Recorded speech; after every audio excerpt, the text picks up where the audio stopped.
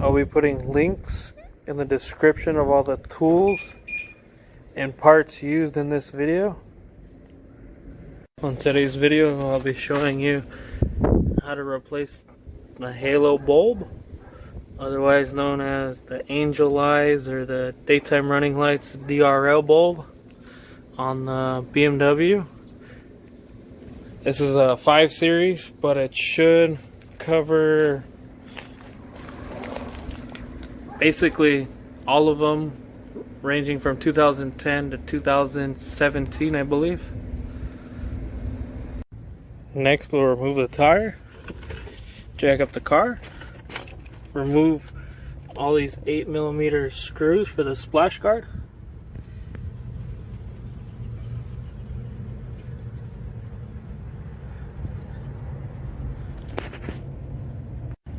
Once all the screws are removed, the splash guard should come out fairly easy, one-handed, no problem. Just be careful if you have the cross traffic camera. Don't want to damage that.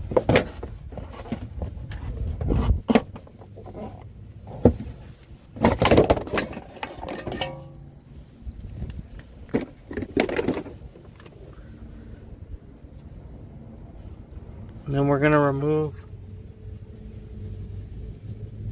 that screw and that screw holding the headlight in from this spot. Once you get those two screws removed with the T30, we're gonna go ahead and remove the weathering strip here. Just comes right out. We're gonna remove these star screws, so we're then able to remove the headlight.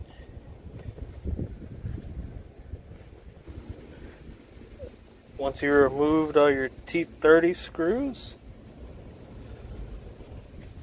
you can go ahead and remove these little clips.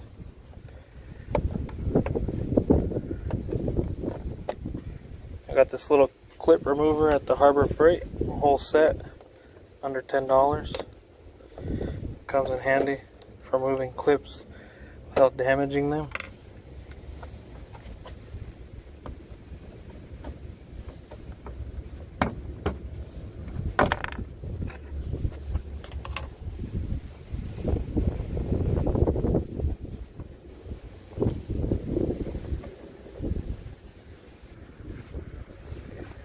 Once you removed all your safety clips,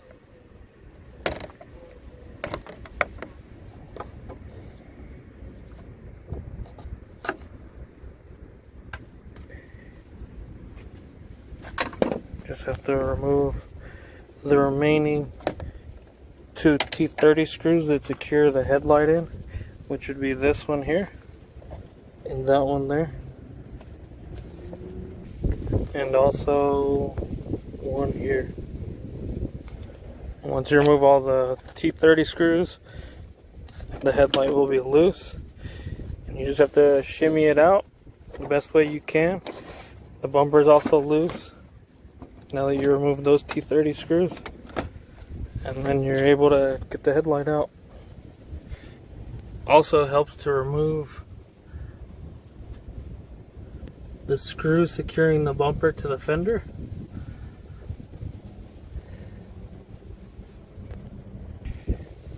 And then once you remove the two 8mm screws that secure them together, you should be able to do this with no problem. Be able to get the headlight out easy. And then once you get the headlight out, you're able to get to the halo bulb easily. Using a T20, you're easily able to remove the screws to secure the halo bulb in.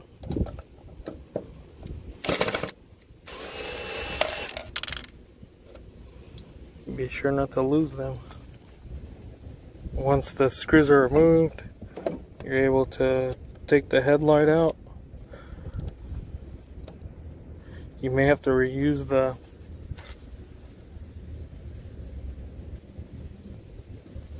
rubbery gasket that is included, and then just unplug the connector and replace it. So I'll go ahead and replace the rubbery gasket so it gets a nice tight seal. And then before you reinstall your light, after changing the light bulb for the halos, you need to reinstall the harness. Push the unlock button on your key fob and verify the halos are on and working.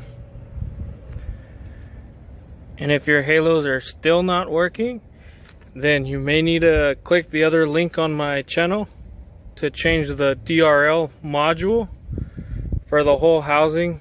It might have gotten damaged with water or just gone out in general, and that should fix your problem.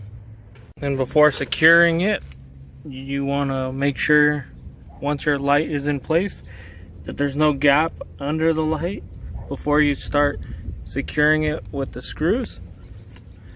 If there's a gap, you might damage the plastic clips that hold it in place.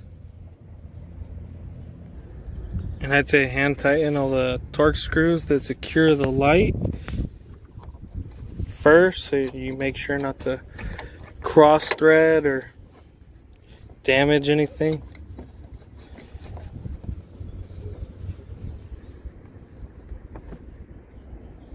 And then once you've tightened the screws, when you reinstall the other screws, you want to make sure you put them right, or else you'll have a gap between your bumper and your hood. And it'll be easier to put the clips back in if you remove all the center pins. You just push them in. Be careful not to damage them. Then you gotta buy a set at AutoZone or Harbor Freight. It should just slide right in.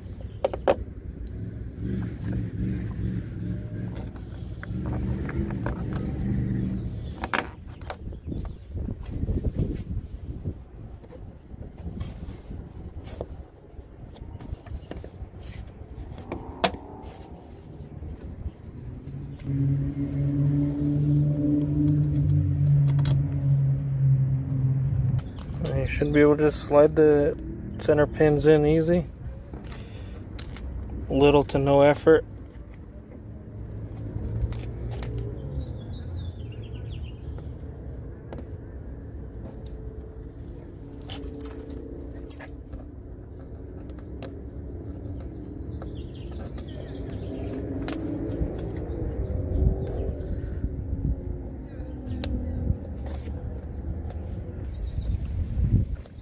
Now that you've returned all the screws and there's no empty holes, you can put the weathering strip back on. Find it easier just to line that up, then just push it until it clips in. It'll line up just like that. You want to make sure you have a nice flush clean close.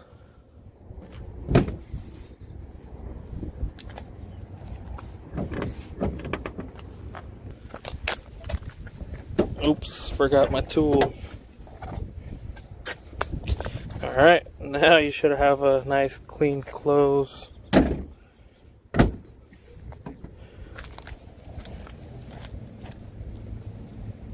It should look like you didn't do anything to your car. And then don't forget to re-secure the two T30 screws you removed from underneath. Guide them in by hand first before using any tools.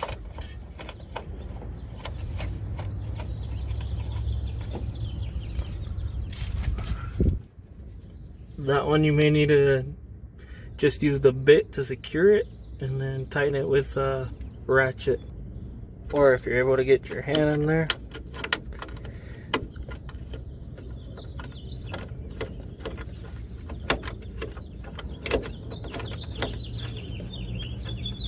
Secure it first.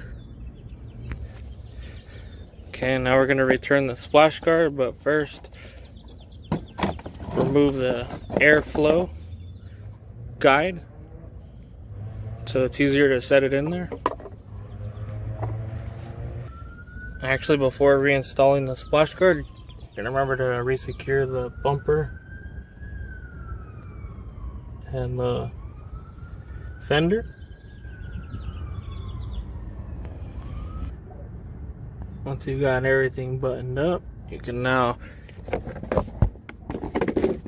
grab the splash guard, go ahead and set it in there. As you can see, I can do it with one hand, so it goes in fairly simple.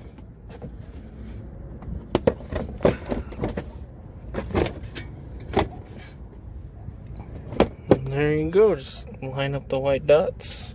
Then once you've secured everything, just go ahead and slide it on in there. We're going to install the hanger bolt so it's easier to put the tire on without stripping the threads. Put this on real quick.